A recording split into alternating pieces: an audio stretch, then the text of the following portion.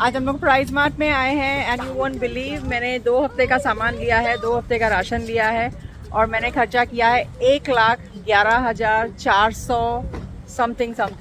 तो 1,11,000 का शॉपिंग हो गया मेरा आज ग्रोसरी का। ओ माय गॉड, अब मुझे चक्कर आ रहा है, मुझे लग रहा है कि मैं कब घर पहुंचूं। और ये मेरी 2 ट्रॉली भर के सामान है।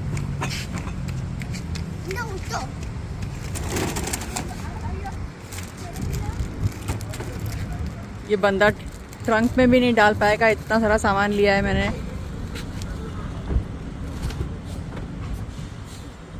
न जाने, एक्सक्यूज हिम प्लीज। कितना शाना है, अपना सामान लेके अंदर जा रहा है, नालायक। गाड़ी में सारे बच्चे भी पैक हो गए, सारे सामान भी पैक हो गए।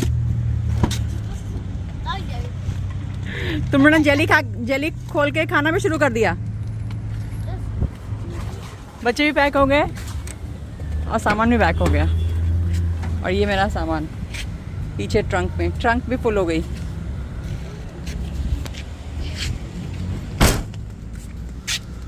Let's go guys.